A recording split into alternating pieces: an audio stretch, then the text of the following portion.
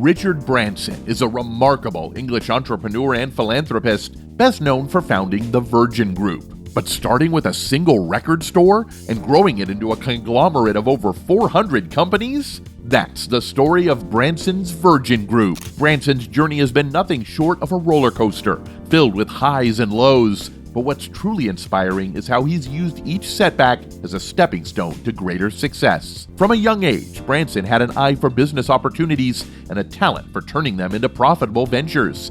From his first enterprise, Virgin Records, to entering the airline industry with Virgin Atlantic, he eventually brought all his ventures under the Virgin Group umbrella. Now at 73, he's still actively growing his over 50-year legacy, showing that his entrepreneurial spirit knows no bounds. But before we go any further, welcome to Tales of Titans, the place where business and history come to life. So, let's dive into the famous story of Richard Branson. Born on July 18, 1950 in London, Richard is the son of Edward James Branson, a barrister, and Yvette Huntley Branson, a former ballet dancer and air hostess. He grew up with two younger sisters, Lindy and Vanessa. His family has a rich history, including his grandfather, Sir George Arthur Harwin Branson, who was a High Court judge and a Privy Councillor. The Branson family's history traces back to 1793, when Richard's great-great-great-grandfather, John Edward Branson, moved from England to India, setting off a four-generation legacy in India, particularly in Cuddalore, Tamil Nadu. Fascinatingly, on the show Finding Your Roots, Richard discovered he has 3.9% South Asian DNA that proves his family's diverse cultural heritage. He even learned one of his ancestors, Arya, was Indian. Richard's education journey was quite diverse. He started at Skatecliff School in Surrey, briefly attended Cliffview House School in Sussex, and finally landed at Stowe School in Buckinghamshire, which he left at 16. Despite facing challenges like dyslexia and ADHD, Richard never let these hinder his path. In fact, his headmaster once predicted he'd either end up in prison or become a millionaire, a statement that now makes a lot of sense. Surprisingly, Richard's entrepreneurial spirit was nurtured early on, inspired by his mother, who herself was quite the entrepreneur. She had successful ventures like crafting and selling wooden tissue boxes and waste paper bins. Richard began his own journey in London, where he started squatting between 1967 and 1968. Now, his business ventures began with an adventurous but unsuccessful stint in Christmas tree and budgerigar sales. Not one to be deterred, in 1966, Branson, alongside Nick Powell, launched a magazine called Student. The first issue made its debut in January 1968. Fast forward a year, and Branson's net worth had skyrocketed to an impressive £50,000. The headquarters for this new venture? None other than the crypt of St. John's Church in London. Student magazine initially didn't hit the heights Branson had hoped for, but it eventually became a cornerstone of his burgeoning mail-order record business, which he also ran from the church. The magazine wasn't just for reading. It was a clever marketing tool that Branson used to boost his record sales, advertising popular albums within its pages. Branson also managed to score interviews with some of the biggest names of the late 1960s, like Mick Jagger and R.D. Lang, adding to the magazine's appeal. An interesting twist in the tale came when Branson took complete control of Student. He managed this by convincingly telling Powell that the magazine's staff were against Powell's idea to turn it into a cooperative.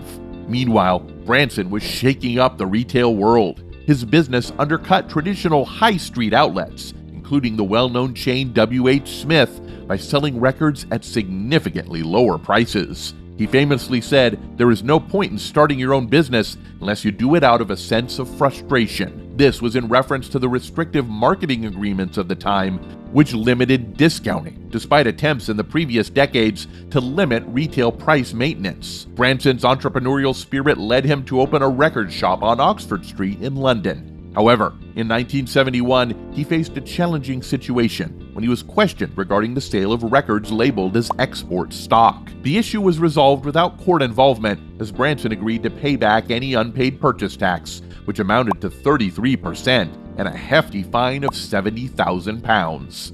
In a show of incredible support, his parents remortgaged their family home to help him cover this settlement. Back in 1972, Branson, having made some earnings from his record store, decided to take a leap into the music business. Along with Nick Powell, he set up Virgin Records. The name Virgin was quite fittingly chosen by one of his employees, as they were all novices in the business world. Branson didn't just stop there. He bought a countryside estate near Oxford and transformed it into the Manor Studio, a residential recording space. This studio became a cradle for emerging artists. One notable name is Mike Oldfield, whose first album, Tubular Bells, released in 1973 under Virgin Records, soared to the top of the charts. Virgin Records was daring in its choices, signing bands like the Sex Pistols, which were considered too controversial for other labels. This bold strategy paid off, as Virgin went on to sign big names like the Rolling Stones, Peter Gabriel, and Paula Abdul, making it the world's largest independent record label. They even brought avant-garde music to a wider audience,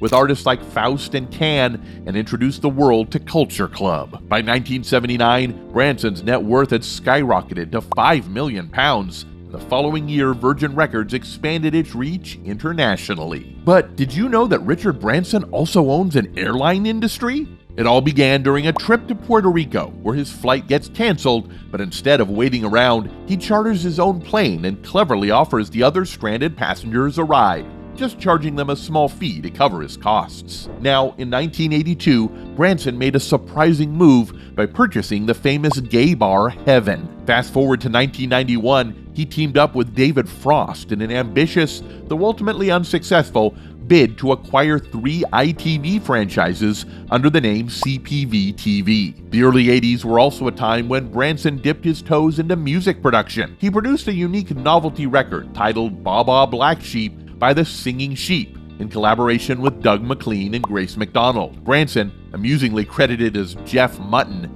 mixed animal noises from his Aunt Claire Horn's farm in Norfolk with a drum machine, creating a track that interestingly hit number 42 in the UK charts in 1982. But it was in 1984 that Branson truly expanded his empire, forming Virgin Atlantic and Virgin Cargo. And just a year later, he also launched Virgin Holidays. Now, Virgin Records experienced its share of triumphs, but challenges were inevitable.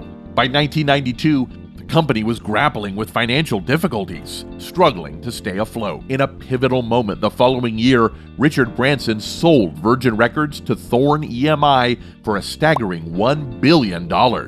This move came after Branson had already expanded his empire with 2 travel companies, the Voyager Group and Virgin Atlantic, and grew his first Oxford Street store into a network of Virgin mega stores. The sale of Virgin Records was a deeply emotional decision for Branson, reportedly leaving him in tears after signing the contract. Yet, this setback didn't dampen his entrepreneurial spirit. In the very year he sold Virgin Records, Branson launched Virgin Radio, and by 1996, he had founded his second record label, V2, which brought on artists like Tom Jones and Powderfinger. Branson's journey wasn't without its share of missteps. Ventures like Virgin Cola, Virgin Cosmetics, and Virgin Brides didn't achieve the anticipated success. Virgin Cola, perhaps the most notable of these, captured a mere 0.5% of the U.S. market share, ceasing production in 2012. Virgin Cosmetics offered a range of products from homeware to beauty items,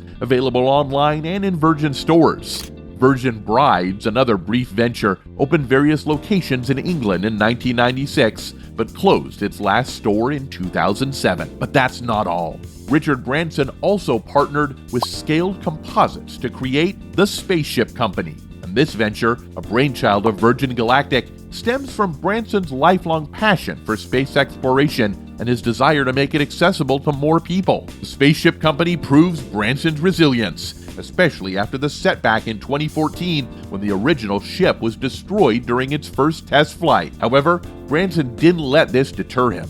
This year, Virgin Galactic's Spaceship 2, or SS2, successfully completed a test flight, showcasing its atmospheric re-entry system. With promises of accommodating 6 passengers and 2 pilots, SS2 offers a unique zero-gravity experience and breathtaking views through its large windows. Branson's space venture has captivated over 700 customers who have purchased tickets for space flights. Mike Moses, president of Virgin Galactic, acknowledges Branson's challenging nature, stating, "Richard always poses a challenge. He likes to push very hard." This statement reflects Branson's intense work ethic and the expectations he sets for his team. Looking ahead, Branson's latest investment in Hyperloop One signals his interest in revolutionizing terrestrial transportation. This company is developing high-speed transport and cargo pods capable of reaching speeds of 250 miles per hour through magnetic levitation technology, which promises to deliver airline-like speeds over long distances. Let me share something inspiring about Richard Branson. His journey isn't just a tale of amassing wealth,